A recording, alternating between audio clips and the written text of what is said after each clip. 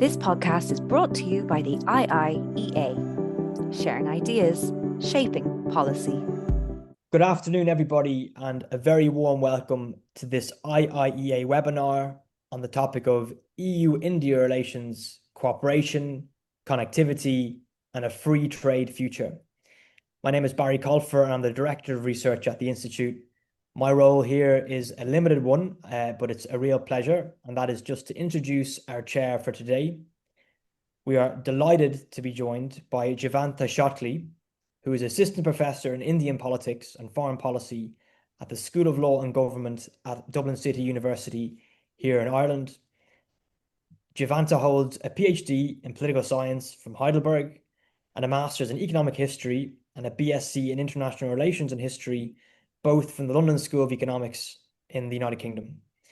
Jivanta is also the Director of the DCU Ireland India Institute. Dr. Chowdhry, thank you so much for being with us, and I hand over to you. Thank you very much, Barry. Welcome, everybody, to this session. We are privileged to be joined today by two expert panelists joining from Germany and India/Singapore. They've both been generous to give their time out of busy schedules to speak to us on a very topical matter, that of EU-India relations, the prospect of deepening cooperation broadly, and specifically the potential for a free trade deal between what are two of the largest economies and markets in the world. Now, the EU and India have been strategic partners since 2004. They have been in negotiations for a trade agreement, as I'm sure we'll hear more about today, since 2007. These were broken off in 2013 and 14 and resumed in 2022. And I believe we've just concluded a 12th round of what are being described as accelerated negotiations. So I'm sure both speakers will address the question of whether or not we are at a critical juncture in the relationship, given what seems to be greater momentum on the agreement for trade and the global context of geopolitical uncertainties and economic challenges that are facing both. Both speakers will speak to us for about 10 minutes. I'll invite Dr. Sonali first and then Dr. Amitendu. After that, we will go to Q&A with our audience. Please feel free to join the discussion using the Q&A function on Zoom, which you should see on your screen. And please feel free to send in questions as the session is ongoing, and we'll collect them and draw on them towards the end. Just a reminder that today's presentations and the Q&A are both on record. I will now formally introduce both panelists before handing over to them. Dr. Sonali Chowdhry, who will speak first, is a trade economist based at the German Institute for Economic Research in Berlin and the Kiel Institute for the World Economy. Her work examines the structure of global supply chains and distributional effects of new trade policies, and she has contributed to in-depth policy reports on free trade agreements and negotiations, including that of EU and India, to the European Parliament. Dr. Amitendu Palit, who is joining us from India but is based in Singapore at the Institute of South Asian Studies, where he is Senior Research Fellow and Research Lead for Trade and Economics at what is the National University of Singapore. He specializes in economic security, international trade and investment policies, FTA, supply chains, regional connectivity, and the Indian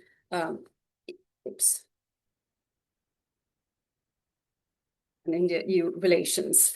And he is, excuse me for that. He is Senior Associate Fellow with the Italian Institute for International Political Studies in Milan and an Adjunct Fellow with the Center for WTO Studies in India. So we have a wide range of expertise from colleagues based in Europe and in Asia.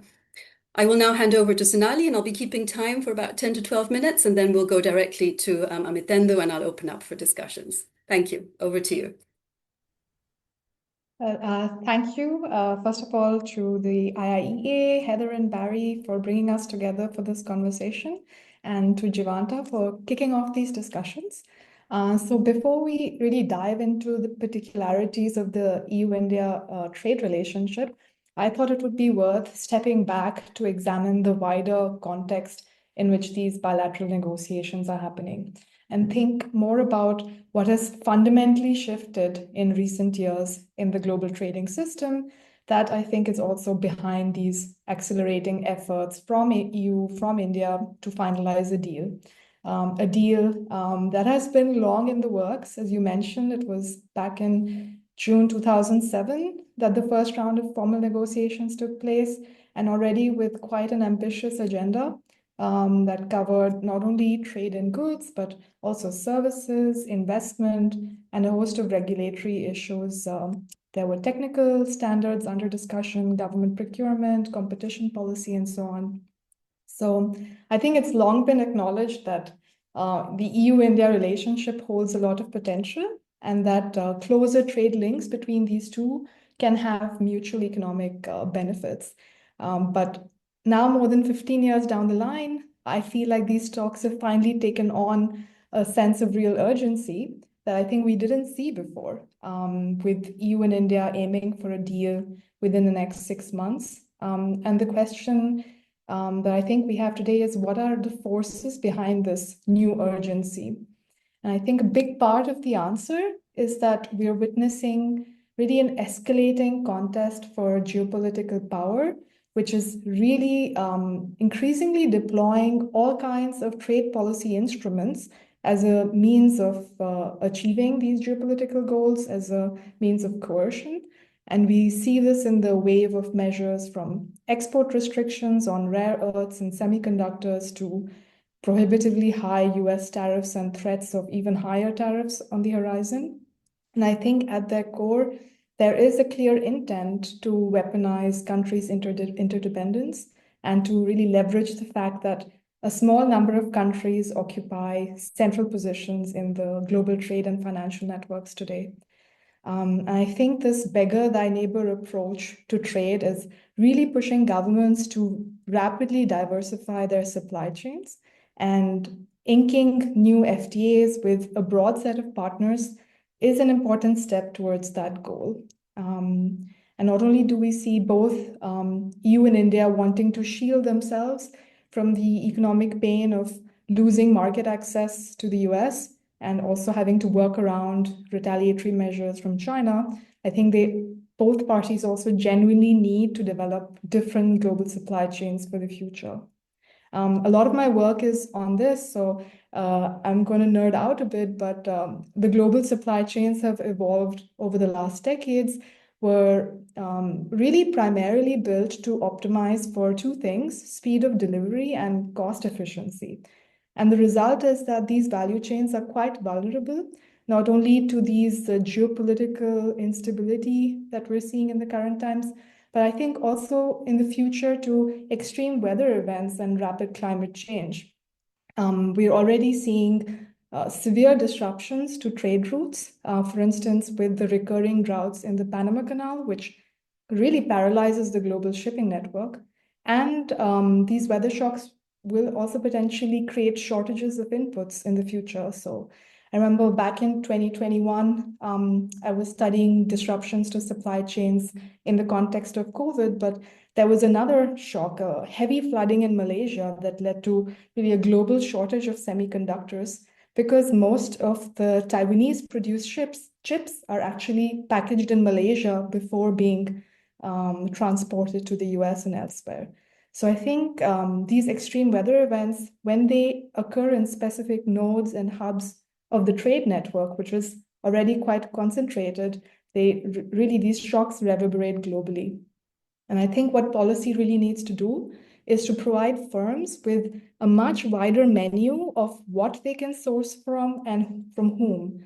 And the EU-India FTA, I think, is also aiming to do precisely that by lowering trade frictions with the new partner.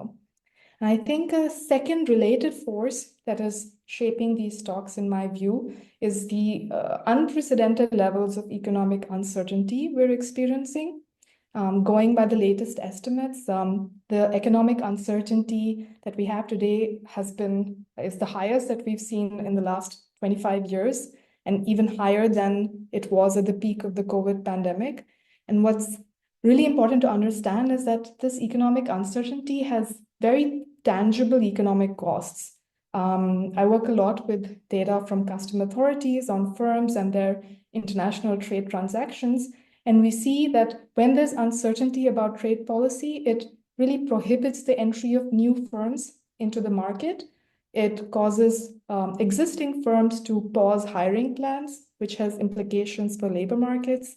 It causes them to defer large-scale investments, which has consequences for future productivity and the growth of the capital stock, and is really particularly punishing for smaller firms who cannot stockpile or build up inventories when they don't have enough working capital. And to add more salt to the hurt, we know that households and firms now are actually experiencing repeated exposure to these episodes of high uncertainty. There were the long drawn out Brexit negotiations, the COVID-19 trade collapse, the energy price shocks from the Russia sanctions, now the US tariffs. And I think these episodes of high uncertainty that are increasingly frequent, they have persistent effects on consumption and investment growth.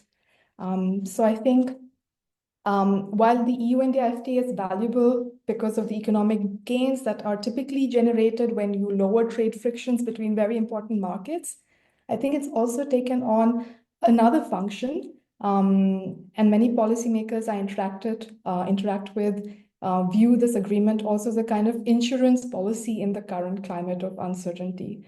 And why is that? I think it's because commitments under these FTAs, they provide the kind of transparency and predictability about the rules of the game that are being eroded elsewhere, including at the WTO.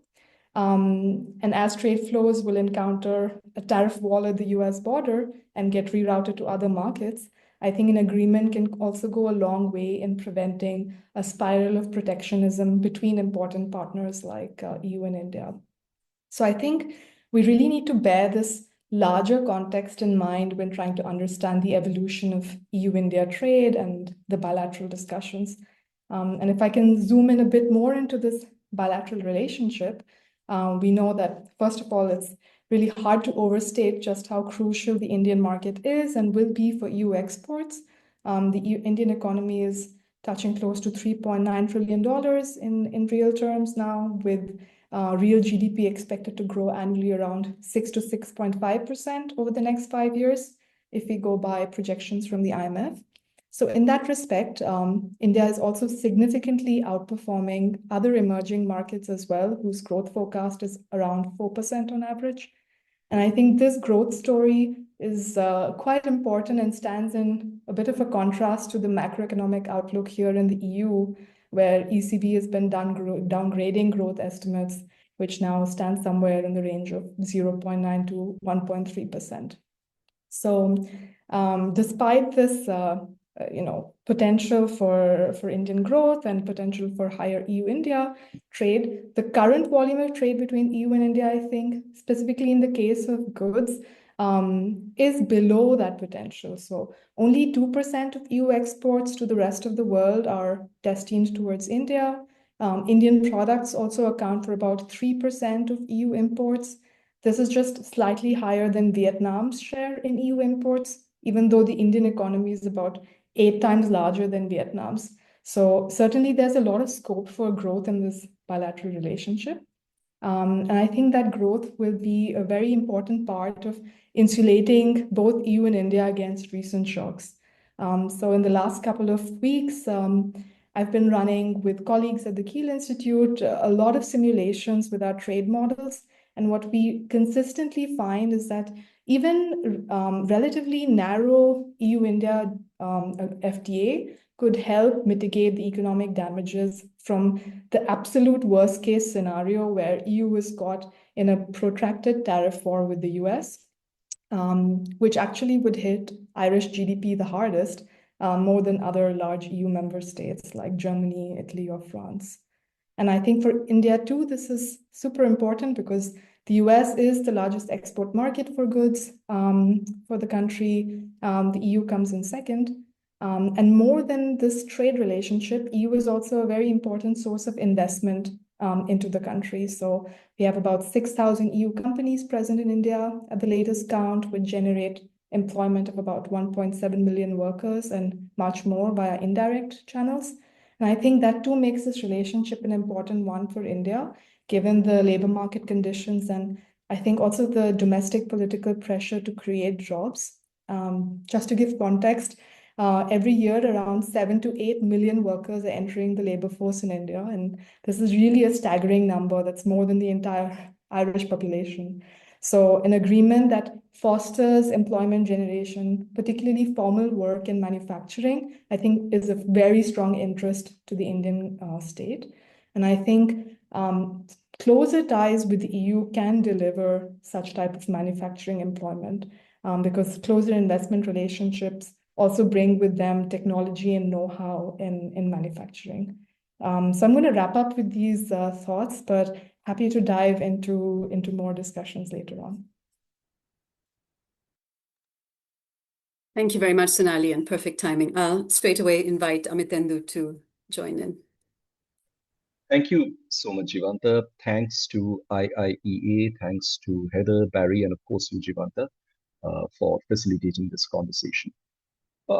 I think I'll just try to complement the thoughts that have come from Dr. Chowdhry on the basis of certain other perspectives that are important to be brought into this discussion. The first is that we know the background to the negotiations on this free trade agreement. They have hardly been smooth. They have been going around for almost 2 decades now, and there have been various phases to the negotiations. But it is interesting to note that the urgency that these negotiations are experiencing now is perhaps the highest in so far as the degree of urgency is concerned. And that's something which has happened over, I would say, the last 3 to 4 months. And that's probably because of the fact that this is for the first time on both the EU side as well as the Indian side, there is a strong political willingness, a strong convergence of political interest to ensure that this free trade agreement gets to a conclusion.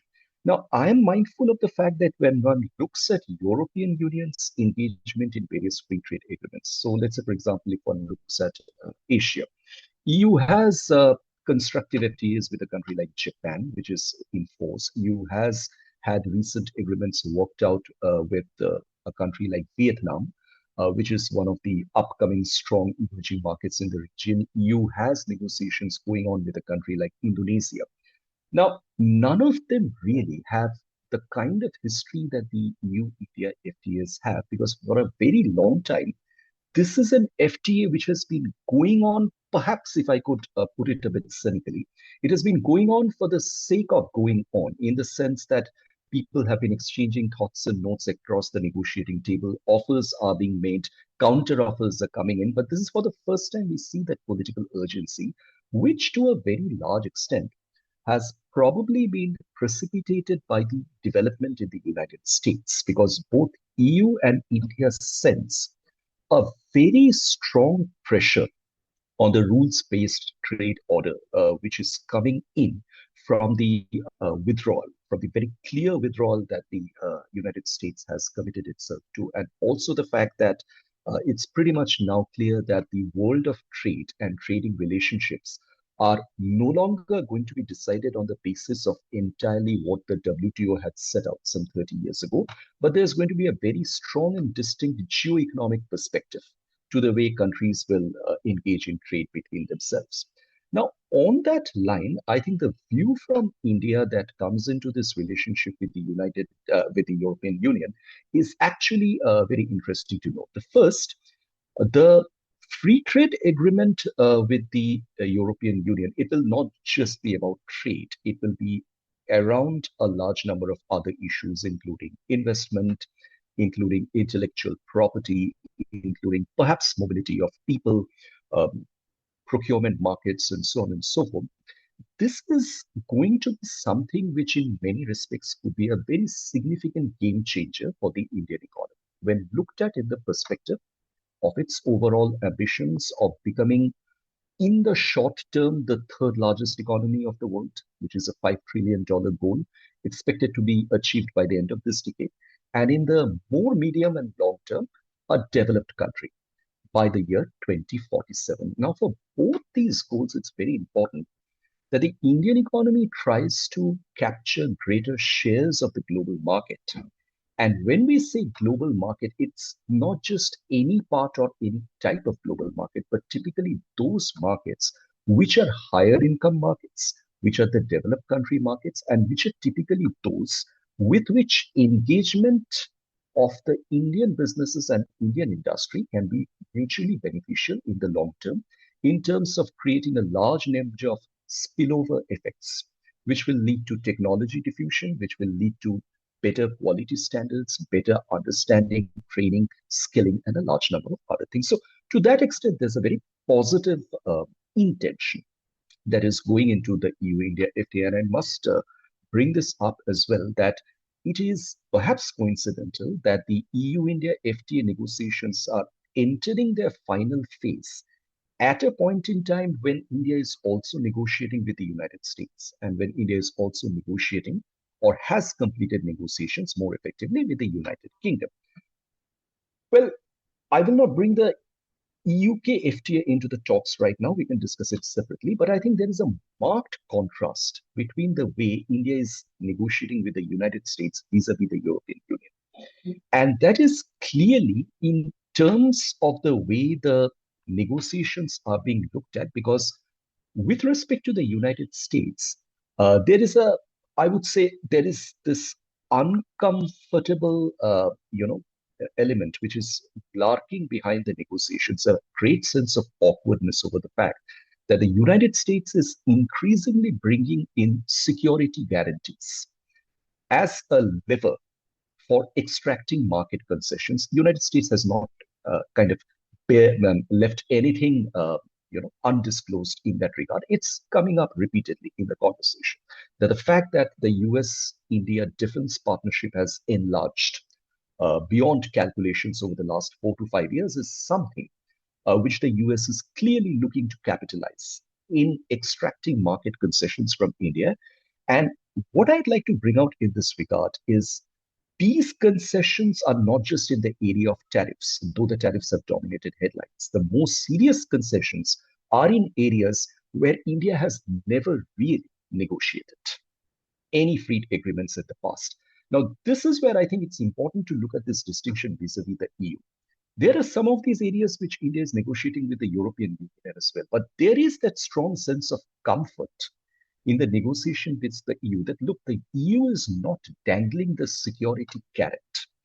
What the EU is focusing on is rules. Yes, the rules are difficult to be matched.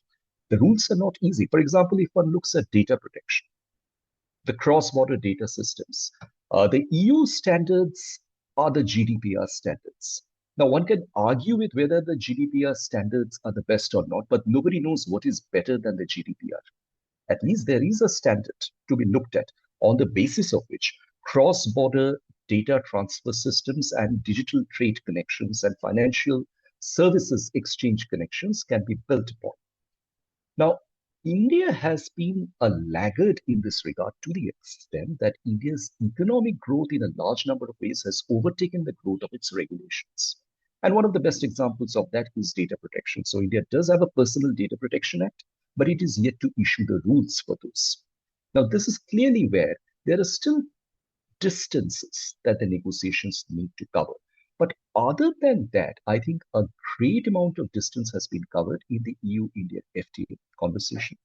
What I would like to point out as I end this is for the European Union, it's perhaps important to take note of one fact, that the trade volume within the European Union is enormous. It's huge.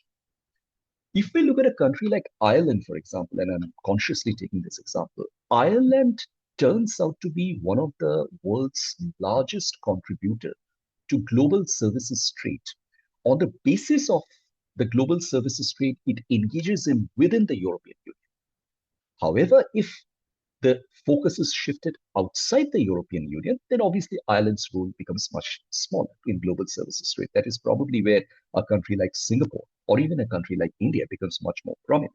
Now, the question that emerges over here is that by what extent are the EU actors, businesses, trade, industry, professionals, by what extent are they looking at India as a potential market which will enable them to spread their wings outside the European Union and enlarge their engagement in global commerce? And if they are actually keen on that point, then I think the India FTA provides tremendous opportunity.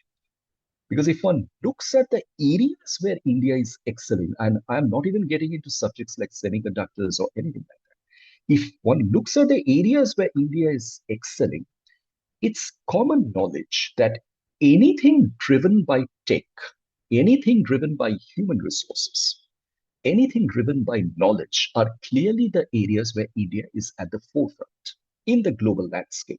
And that's clearly where the synergies exist with the European Union.